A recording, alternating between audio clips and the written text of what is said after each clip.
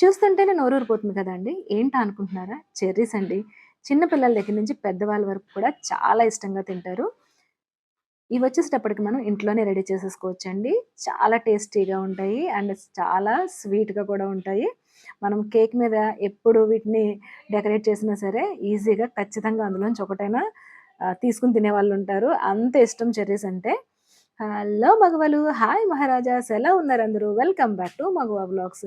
ఈ easy and tasty and sweety చెర్రీస్‌ని ఎలా రెడీ చేయాలో చూసేద్దామండి. ముందుగా వాక్కాయలను తీసుకోవాలండి.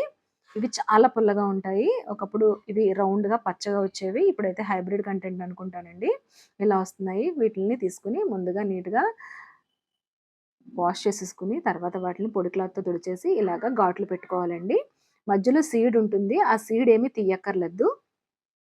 ఇలా జస్ట్ ఒక నెర లాంటిది పెట్టుకుంటే సరిపోతుంది. ఉసిరికాయకి ఎలా పెడతామో అలాగా ఒక సైడ్ పెడితే సరిపోతుంది.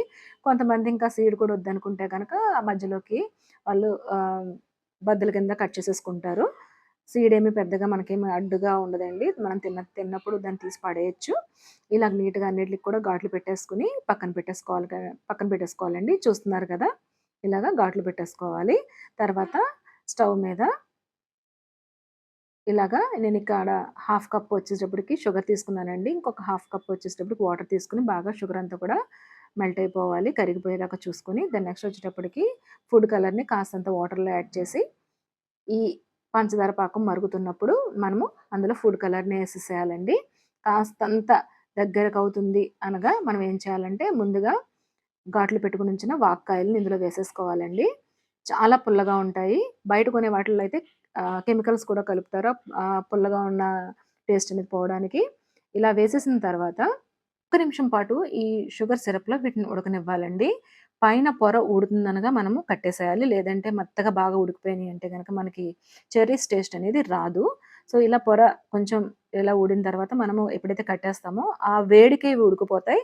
మీరు ఆ షుగర్ సిరప్‌లోనే ఉంచేసేయండి. మీరు వన్ డే అంటారు. వన్ డేకైతే పుల్లగా ఉన్న టేస్ట్ అయితే పోదండి. అట్‌లీస్ట్ మీరు ఒక 2 రోజులైనా సరే షుగర్ సిరప్‌లో ఈ వాక్కాయలు నాననివ్వాలి. అందుకనేంటంటే గాజు సీసాలోకి తీసేసుకుంటే గనక అందులోనే షుగర్ సిరప్‌లోనే ఉంటాయి. సో, తర్వాత 2 రోజుల తర్వాత వీటిని మనము తీసి మనం టిష్యూతో కూడా ఏం తుడవక్కర్లేదు షుగర్ సిరప్ అంతా పోవడానికి. ఇలాగ మనం జ్యూసీగా ఉన్నప్పుడే తినేస్తే చాలా బావుంటాయండి. టేస్టీ రెసిపీ మీకు నచ్చినట్లయితే లైక్ చేయండి, షేర్ చేయండి. సబ్స్క్రైబ్ చేసుకోవడం మాత్రం మర్చిపోవద్దండి.